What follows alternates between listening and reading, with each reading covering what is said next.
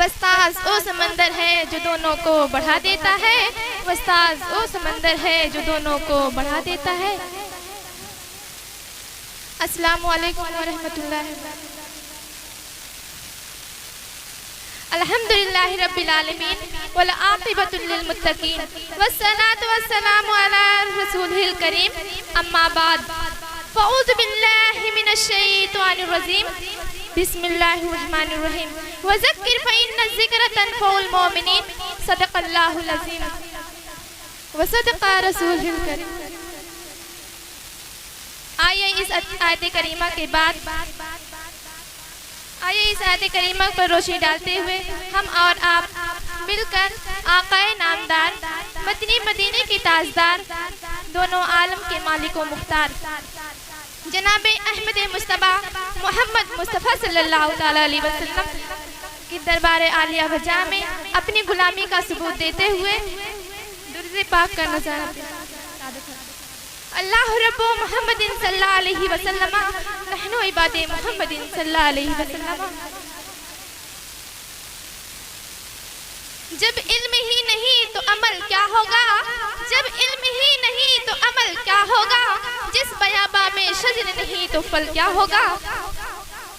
मुअज़्ज़ज़ सामीन किराम, अभी मैंने जिस आयत करीमा की तिलावत का शर्फ हासिल किया है, अल्लाह तबारक व तआला इस आयत करीमा में अपने महबूब सल्लल्लाहु ताला अलैहि वसल्लम से इरशाद फरमाता है, ऐ महबूब कह दीजिए क्या इल्म वाले और बेइल्म वाले बराबर हो सकते हैं? आप ही बताइए क्या इल्म वाले और बेइल्म वाले बराबर हो सकते हैं? नहीं नहीं, हरगिज नहीं। इल्म वाले और बेइल्म वाले बराबर नहीं हो सकते, इसलिए कि इल्म रोशनी है, जहर तारीकी है। रोशनी और तारीकी बराबर नहीं हो सकती, अंधेरा और उजाला बराबर नहीं हो सकता। इल्म वो दौलत है जिसको कोई चुरा नहीं सकता। इल्म वो दौलत है जिसको जितना खर्च किया जाए उतना बढ़ता है। इल्म वो खजाना है जो कभी गुम नहीं होता। इल्म तारीक दिलों को मुनव्वर करता है। इल्म इंसान को मुअज़्ज़ज़ बनाता है। इंसान इल्म ही से अपने से बड़ों को अदब करना सीखता है। इंसान इल्म ही से अपने वालिदैन के मरातिब को पहचानता है। इंसान इल्म ही से मुफ्ती बनता है। इंसान इल्म ही से हदीस मुस्तफ़ा को जानता है। इंसान इल्म से ही अंबिया कराम को पहचानता है। इल्म ही से इंसान अपने आप को पहचानता है। इंसान इल्म ही से अपने रब को पहचानता है। आलिम दीन के बेशुमार फज़ाइल हैं। आलिम दीन से शैतान बहुत डरता है। एक आलिम दीन शैतान पर 1000 आबिद से ज्यादा भारी है। एक वाक़या पेश करती हूँ, आपको खुद अंदाजा हो जाएगा कि शैतान का दावा आलिम दीन पर नहीं चलता। एक दिन शैतान ने अपना तख्त पानी पर बिछाया और अपने शागिर्दों से पूछा, आज तुम लोगों ने कौन सा काम अंजाम दिया है? उनमें से पहला खड़ा हुआ और कहा, मैंने 2 शख्सों में लड़ाई करा दी है। शैतान ने कहा, अच्छा किया। और दूसरा खड़ा हुआ और कहा, मैंने एक शख्स को शराब नोशी में मुब्तला कर दिया। शैतान ने कहा, अच्छा किया। और तीसरा खड़ा हुआ और कहा, मैंने एक तालिब इल्म को मदरसे जाने से रोक दिया। शैतान उसे गोद में उठा लेता है और कहता है, तुमने सबसे अच्छा काम किया है। दूसरे शागिर्द ताज्जुब में पड़ गए। तो शैतान ने कहा, अगर वह तालिब इल्म आलिम दीन बन जाता तो हम उसको कभी नहीं बहका सकते। शैतान ने कहा, आओ मैं तुम सबको तजर्बा करके दिखाता हूँ। शैतान ने एक गधे को अच्छी तरह सजाकर रात को एक आबिद के दरवाजे पर गया और कहा, तुमने बहुत सी इबादतें की है, अल्लाह को पसंद आई। अब मेरे साथ फरिश्तों की जमाअत है और आपको आसमान पर मिराज करने के लिए बुलाया है। तो आबिद खुश हो गया और गधे पर सवार हो गया तो शैतान उसे ले जाकर एक जंगल में छोड़ दिया। वो आबिद रात भर जंगल में फिरता रहा। सुबह हुई तो मालूम हुआ कि शैतान मुझे धोखा दिया है। फिर वो शैतान अपने शागिर्दों को लेकर एक आलिम दीन के दरवाजे पर दस्तक दी तो अंदर से आवाज आई, कौन?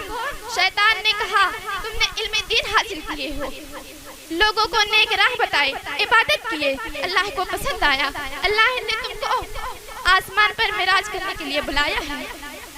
तो आलिम दीन ने कहा तुम शैतान हो, मुझे धोखा देना चाहते हो।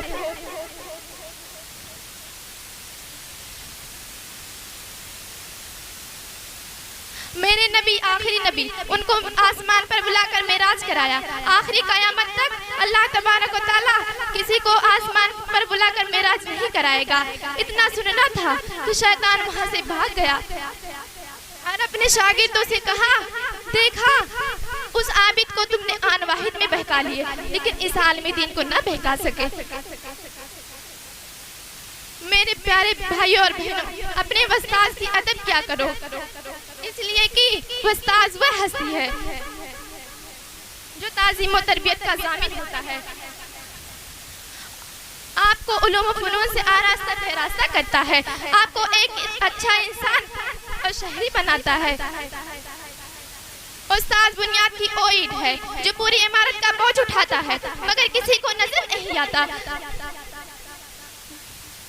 जिस तरह फूलों को चमन की जरूरत होती है, जिस तरह चाँद को दमक की जरूरत होती है, उसी तरह माशरे को भी उस्ताद की जरूरत होती है।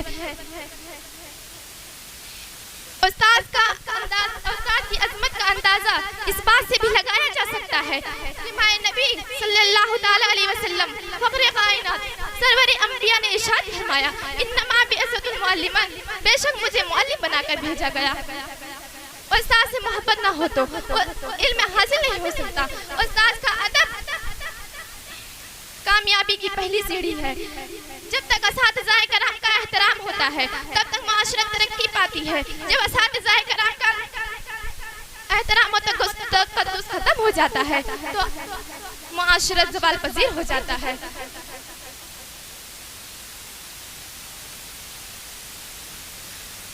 जितना उस्ताद का अदब होगा, उसी कदर इल्म में बरकत होगी। इसलिए आज की तकरीर में मैं आपको पैगाम देती हूँ कि अपने उस्ताद की अदब कीजिए। अगर इस जिंदगी में आपको कामयाब होना चाहते हैं तो उस्ताद की कदर कीजिए। अगर कोई तालिब इल्म ये सोच ले कि इल्म उस्ताद से नहीं किताब से सीखा जाता है, तो उसने नाकामी की पहली सीढ़ी पर कदम रखा है। कितनी मेहनतों से पहला सबक पढ़ाया, कितनी मेहनतों से पहला सबक पढ़ाया, कुछ नहीं जानती थी सब कुछ मुझे सिखाया, कुछ नहीं जानती थी सब कुछ मुझे सिखाया।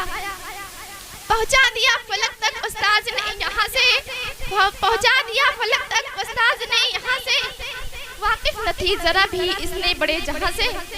हमारी दर्सगाहों में ये जो उस्ताद होते हैं, हमारी दर्सगाहों में ये जो उस्ताद होते हैं, हकीकत में यही तो कौम की बुनियाद होते हैं, हकीकत में यही तो कौम की बुनियाद होते हैं।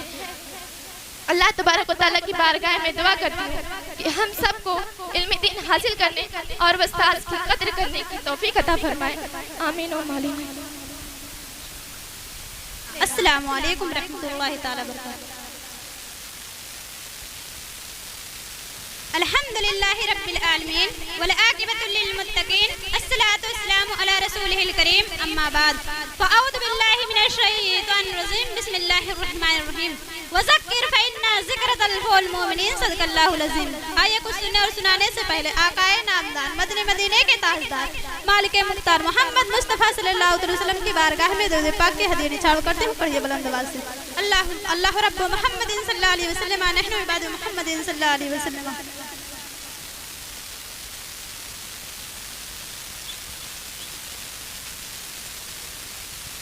जो शख्स दुनिया और रियासत में मशगूल रहकर नमाज से गाफिल रहा, क़यामत के रोज अल्लाह ताला के सामने उज़्र इस तरह पेश करेगा कि अल्लाह, तूने मुझे हुकूमत और सल्तनत दी थी, उसका काम इतना ज्यादा था कि मुझे नमाज पढ़ने की फुर्सत नहीं मिली। तो अल्लाह ताला का हुक्म होगा कि बुलाओ हजरत दाऊद अलैहिस्सलाम और हजरत सुलेमान अलैहिस्सलाम को।